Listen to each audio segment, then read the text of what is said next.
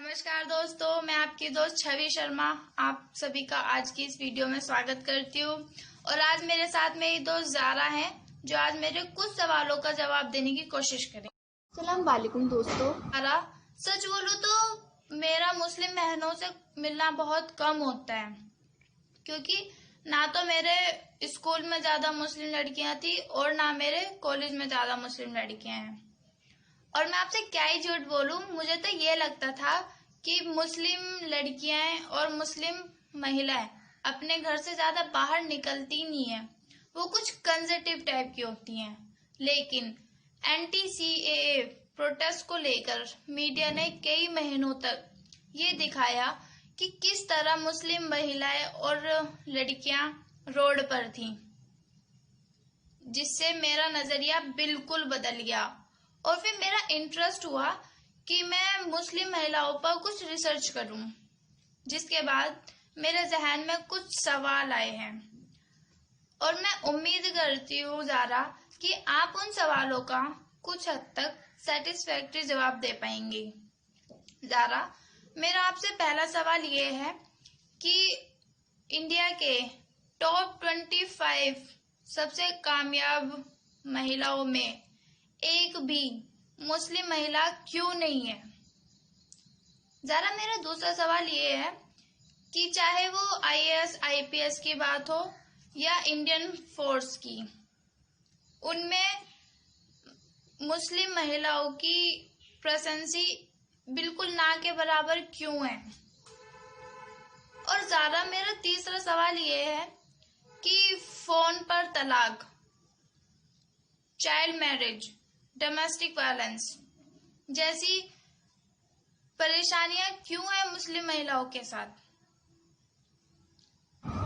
छवि, मैंने तुम्हारी सारी बातें बहुत ध्यान से सुनी। वैसे मुझे बहुत ज़्यादा तो नहीं पता है, लेकिन एक यंग एजुकेटेड मुस्लिम होने के नाते मैं कोशिश करूँगी कि तुम्हारे डाउट्स क्लियर कर सकूँ।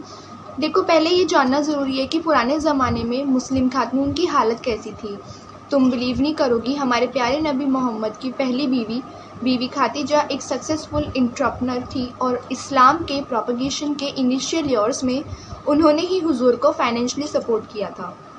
बीवी फातिमा ने बैटल ऑफ कैमल्स में अपनी आर्मी को बैटलफील्ड में कमांड किया और खुद जंग के मैदान में लड़ी। रज़िया सुल्तान, जिसने दिल्ली के तख्त पर बैठकर दिल्ली सल्तनत पर राज किया, और न जाने कितने ही ऐसे एग्जाम्पल से इस्लाम की हिस्ट्री भरी पड़ी है जिन्हें गिनाते गिनाते मैं थक जाऊंगी। पॉइंट ये है कि हुजूर ने हमेशा वुमेन एम्पावरमेंट की बात की, लेकिन अफसोस जैसे जैसे वक्त बीतता गया वैसे वैसे मुसलमान औरतें पीछे होती चली गईं।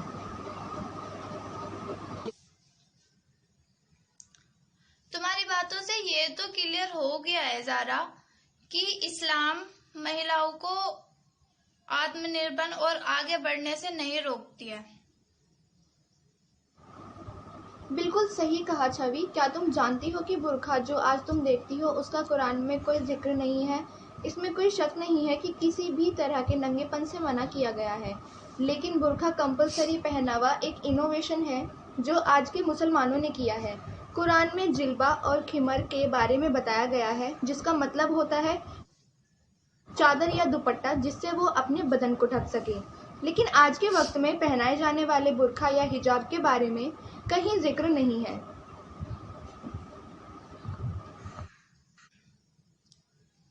ज़ारा, तो क्या मुस्लिम महिलाओं के पिछड़ेपन के पीछे बुर्का जिम्मेदार है? मे बी, लेकिन बात बुर्के की नहीं है, बात है सोच की। आज मुसलमान लड़कियों को बचपन से ही सिखाया जाता है बुर्का पहनो, बाहर मत जाओ, पढ़ लिख के क्या करोगी, गैर मर्दों के बीच में रहकर कैसे नौकरी करोगी, वगैरह वगैरह। लेकिन वही लोग जब एंटी सीएए प्रोटेस्ट की बात आती है तब अपनी माँ बहनों पर रेस्ट्रिक्शन नहीं लगाते हैं। क्यों? क्योंकि ऐसा करने में उनका फ़ायदा है। बात तो बहुत लंबी की जा सकती है, लेकिन बात छोटी रखते हुए मैं यंग मुस्लिम होने के नाते ये कहना चाहती हूँ कि अपनी माजी से सिखाते हुए मुस्लिम औरतों को घर से बाहर निकलकर आना चाहिए और अपने हक की लड़ाई लड़नी चाहिए, क्योंकि ऐसा करने से ना उन्हें हिंदुस्तान का संविधान रोकता है और ना ही इस्लाम। तो ऐसा करना बहुत जरूरी है ज़ारा, क्योंकि एक हिंदू होने के नाते मैं जानती हूँ कि एक एवरेज हिंदू के सामने एक मुस्लिम महिला की क्या नेगेटिव इमेज बनी हुई है, और उस इमेज को ठीक करने की जिम्मेदारी उनकी खुद की है।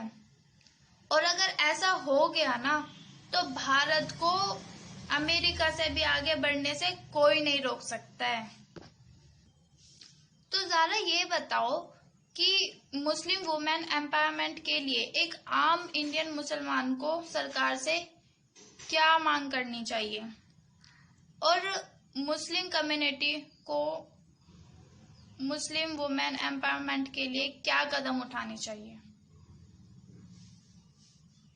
मेरे हिसाब से एक आम मुस्लिम खातून सरकार से ये उम्मीद करती है कि 3 तलाक जैसे कानूनों को सख्ती से लागू कराएं। आए दिन बहुत से मौलाना उल जलूल फतवे जारी करते हैं जिन पर सरकार को नज़र रखनी चाहिए। सरकारी और प्राइवेट सेक्टर में मुस्लिम औरतों के लिए रिजर्वेशन होना चाहिए। मुस्लिम औरतों के जहन में उठने वाले सवालों पर रेगुलर सेमिनार और कॉन्फ्रेंसेस होनी चाहिए जिनमें मुस्लिम औरतों को भी बुलाना चाहिए। मुस्लिम औरतों में पढ़ाई का परसेंटेज बढ़ाने के लिए सरकार को कदम उठाने चाहिए। और जहां तक मुस्लिम कम्युनिटी की बात है, तो मेरी उनसे गुजारिश है, जब इस्लाम औरतों को आगे बढ़ाने की बात सिखाते हैं तो उसे हमें लागू भी करना चाहिए। ये हमारी जिम्मेदारी है कि सदियों से घरों में कैद औरतों को भी आगे बढ़ने की इजाज़त दी जाए। और लास्ट में बस यही कहूँगी कि बेटा और बेटी में फ़र्क ना करके दोनों को पढ़ाने के बराबर मौके दें।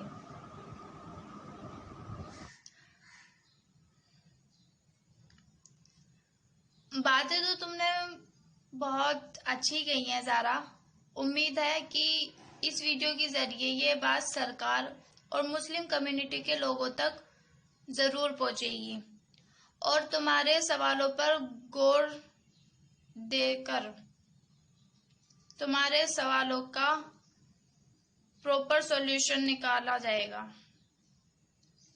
आप सभी का हमारी इस वीडियो को देखने के लिए बहुत बहुत शुक्रिया।